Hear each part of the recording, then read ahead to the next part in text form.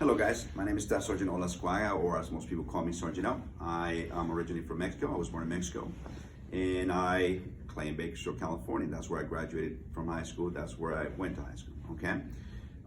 We also have here in the office, I'm the station commander for the Selma recruiting office, in which we also have Sergeant Ayala, which some of you may already know, and Sergeant Carrillo, which also you guys may already know, okay?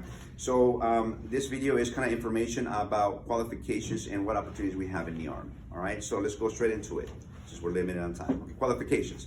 So you must be a permanent resident or a green card holder or a U.S. citizen in order for you to be able to join, okay? You must be between the ages of 17 to 35 years old, and no major medical issues. The medical issues is on a case-by-case basis. There's no applicant that is, there's no one fit for all, okay? Tattoos. Some of you might think like, well, I don't know about tattoos. Well, tattoos, as long as they're not in your hands or close to, or on your wristbone or your hands, or you can see anything above your neck, and you can see it wearing a t-shirt, okay?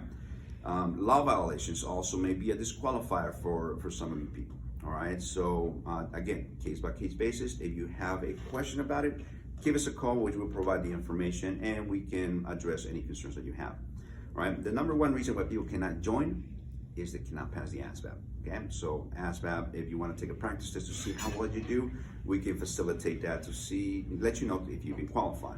Some people say the military is my last option. Well, might not even be an option, so get your information, all right? We're gonna go into the reserves, okay? Army Reserves. Army Reserves is a part-time option. Well, it's actually less than part-time because you're only working 1 week in a month, all right? So after high school, you are going to go to basic training, or some of you know it as boot camp. Then you're gonna go into job training.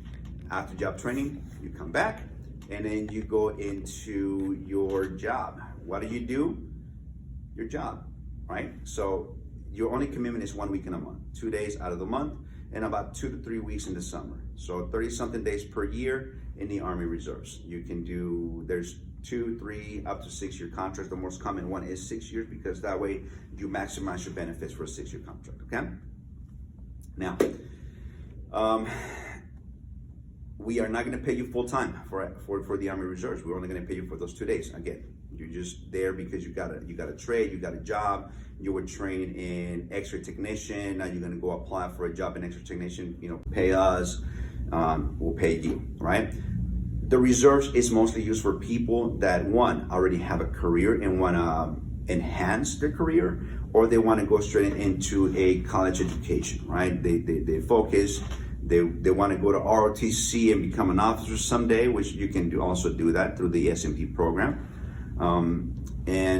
Yes, it facilitates your career while staying local, right? The only time that you're gonna be away usually is when you are in initial training and job training. Okay, we're gonna go into the active duty, all right? In the active duty, that's what I call the full ride, all right? In the active duty, we're gonna pay for your rent, we're gonna pay for your food, we're gonna give you 30 days paid vacation a year.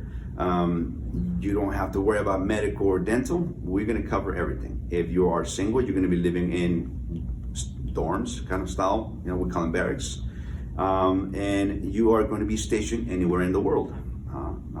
You wanna come home during vacation time. Usually you're gonna start seeing, if you guys know some of the guys that already enlisted last year, from your high school, they're going to start coming in here shortly because of the holidays. Most soldiers take vacation in the holidays and during the summertime. Okay, in the active duty, education doesn't stop, whether in active duty or reserves, right? But the active duty, you can continue education while you're in, right? You don't have to stop.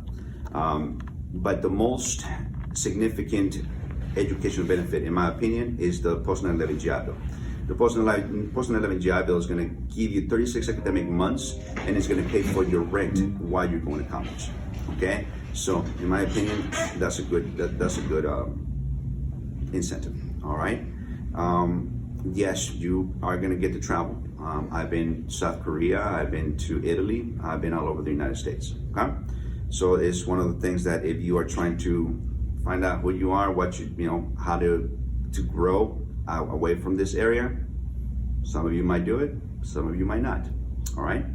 And I think that pretty much covers active duty and Army Reserves.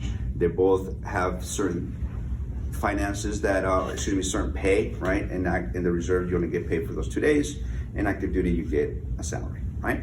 So if you have any questions, please don't hesitate to reach out. We're gonna put our information and the recruiters' information in these slides, and we'll be happy to answer any questions you guys have. Okay, thank you.